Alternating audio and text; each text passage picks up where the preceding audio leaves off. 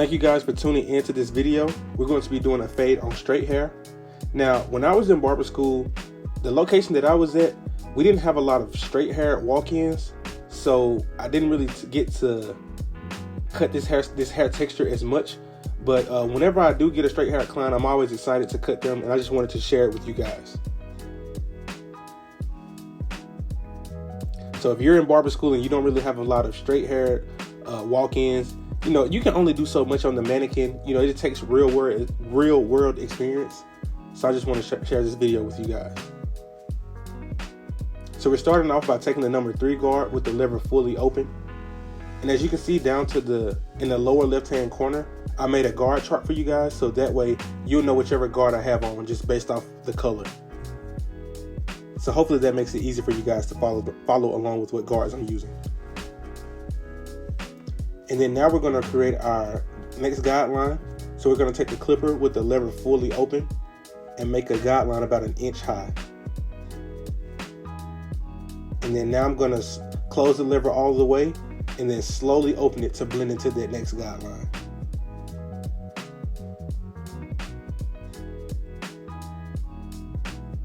So all we're doing is starting with the lever closed and gradually opening it up.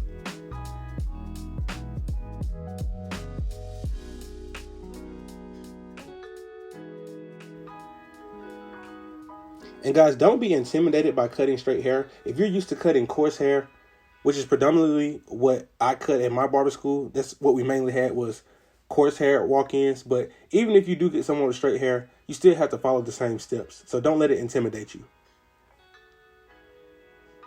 Next we have on the 1 guard with the lever fully open, making another guideline about 1 inch high.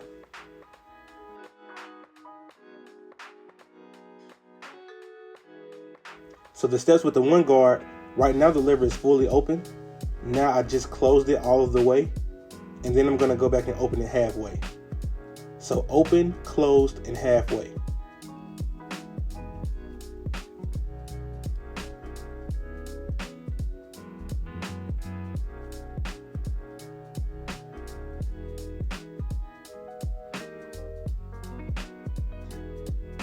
Now I have on the half guard with the lever halfway open, going up under that 1 guard close. And you want to be careful not to go too high with this half guard, because if you go too high, you'll end up raising the fade.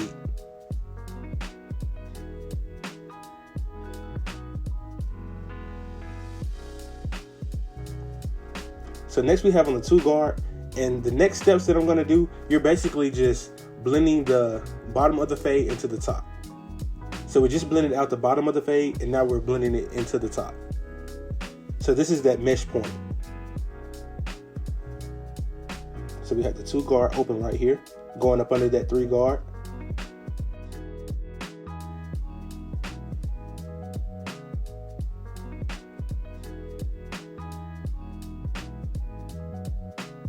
Okay, now we have on the 1.5 guard, and we're going up under that 2 guard. And as you can see, the blend is coming together.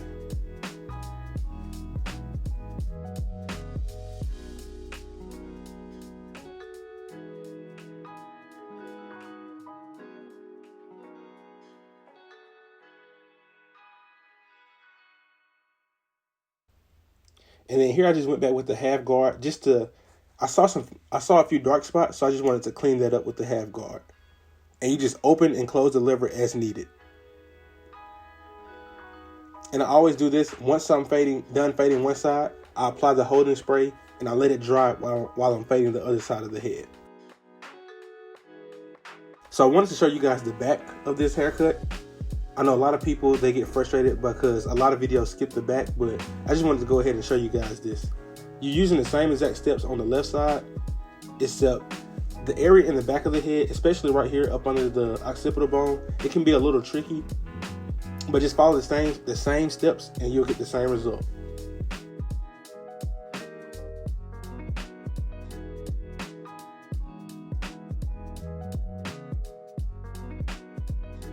So this bone right here that you see me fading on, like I said, it can be the hair can be a lot more dense in this area. So you just have to make sure that you have good lighting, because what you may think is hair, it could just be the shadow from the bone protruding out in the back of the head. So you just want to make sure you have really good lighting.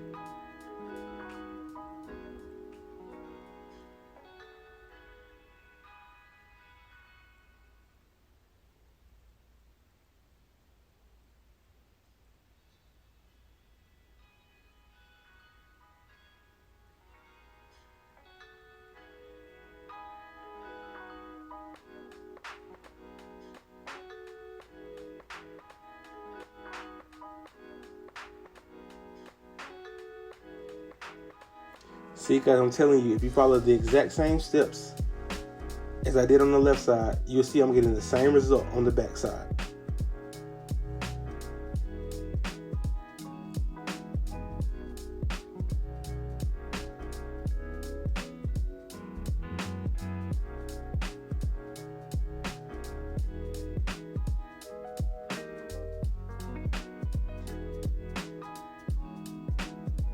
And then here we're going to go ahead and proceed on with the lineup. He doesn't want anything too crazy with his arches, just something simple, just to clean it up just a little bit. So every client that you cut, they don't want necessarily a super crisp hairline. Sometimes they just want something to just look clean and simple, if that makes sense.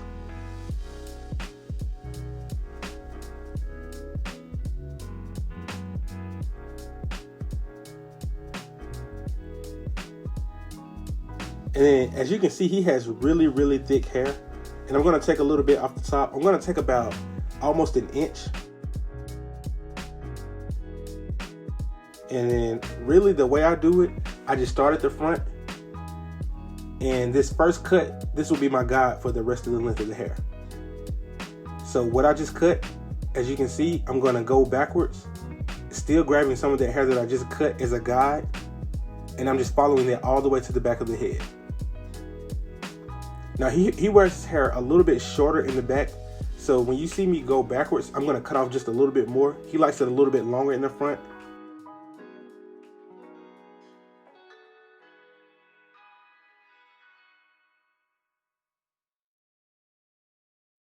Some people, when they're cutting hair at the top, they make a lot of sections, but this is just a quick method.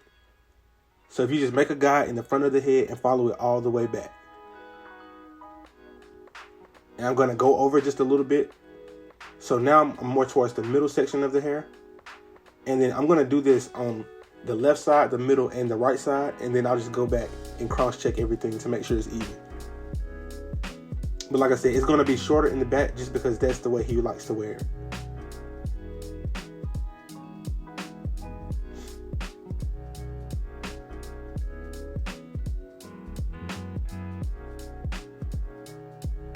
I wanted to line his beard up so bad, but he's doing No Shave November, so I didn't touch his facial hair.